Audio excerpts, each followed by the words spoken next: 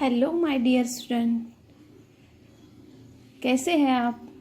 कल हमने देखा पाठ क्रमांक 4। आज हम देखेंगे वर्णमाला। ये बेसिक बहुत ही महत्वपूर्ण होता है विद्यार्थियों, क्योंकि पूरा भाषा का जो बेस होता है ये यही होता है। जब आपको स्वर और व्यंजन पता होंगे, आप इसे अच्छे से स्टडी करेंगे, तभी आप पूरी भाषा बोल सकते हो या भाषा में कुछ लिख सकते हो। इसलिए ये बहुत ही महत्वपूर्ण है।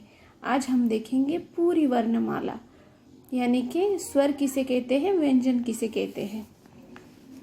तो ये देखो, ये यहाँ पर दिए गए हैं स्वर अ, आ, ई, उ, रू। उसके बाद है ए, ऐ, ओ, औ, अहा, ए, अ। ये जो है ये है स्वर। नीचे देखिए, अब यहाँ पर व्यंजन क, ख, ग, घ, ग, च, छ, ज, झ, न, ट, ठ, ड, ढ, न, ड, ढ, त, थ, द, ध, न, प, फ, ब, भ, म, य, र, ल, व, श, श, स, ह, ळ, क्ष, त्र, ज्ञ, श्र। ये जो है ये हमारे व्यंजन है। यानी कि विद्यार्थियों, आपको अगर भाषा सीखनी है तो ये बेसिक बहुत ही इम्पोर्टेंट होता है। अब ये स्वर जो है यानी कि ये मात्राएं हैं। मात्राएं यानी कि हम अब एग्जाम्पल देखते हैं मात्राएं कैसे होती है। देखिए, स्वर जैसे कि अ यानी कि क। उच्चार करके देखिए, क के पीछे कौन सा स्वर आता है, अ। क यानी कि अ। का यानी कि आ। उसके बाद की यानी कि क को पहली वेलांटी यानी कि की यानी कि छोटी ई। उसके बाद क को दूसरी वेलांटी की। उच्चार क्या आता है इसका, यानी कि उसके पीछे का स्वर क्या आता है, ई यानी कि बड़ी ई। उसके बाद कू को पहला उकार दिया गया है यानी कि पहला ऊ।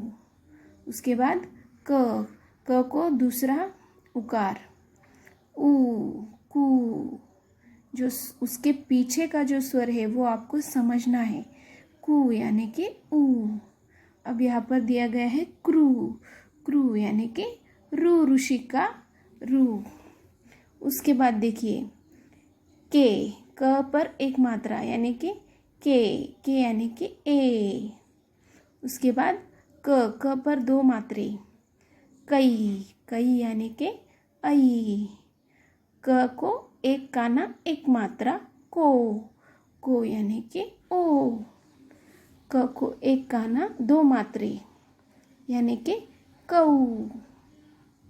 कऊ यानी कि औ।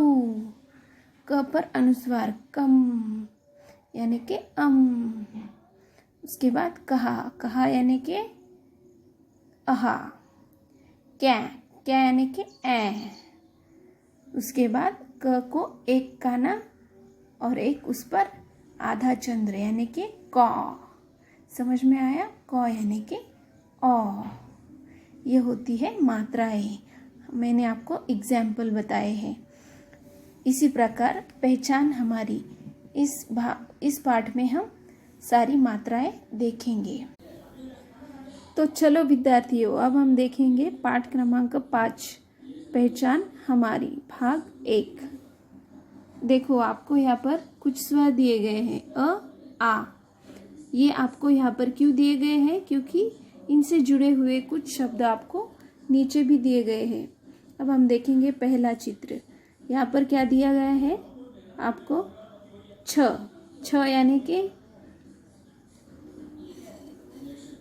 यानी कि शब्द, यानी कि इस अंक को शब्द में यहाँ पर आपको दिया गया है।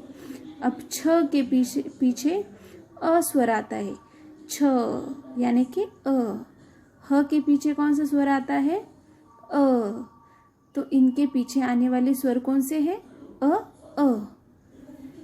यहाँ पर देखो ड फ, ड के पीछे कौन सा स्वर आता है, अ। फ के पीछे कौन सा स्वर आता है, अ। ड फ। यहाँ पर देखो ब छ डा, ब के पीछे कौन सा स्वर आता है, ब यानी कि अ। छ यानी कि अ। ड को एक काना यानी कि डा, डा के पीछे स्वर आता है आ। उसके बाद देखिए नेक्स्ट पिक्चर, ह थे ली, ह के पीछे कौन सा स्वर आता है, अ। थ पर एक मात्रा यानी कि थे यानी कि ए उसके पीछे स्वर आता है। उसके बाद ल को दूसरी वेलांटी दी गई है, ली यानी कि ई यानी कि दूसरी ई, बड़ी वाली ई। उसके बाद देखो ड म रू, ड के पीछे कौन सा स्वर है, अ। म के पीछे म यानी कि अ। रू के पीछे ये कौन सा रू है, दूसरा उकार है या पहला उकार है विद्यार्थियों, ये दूसरा उकार है, इसलिए दूसरा वाला ऊ।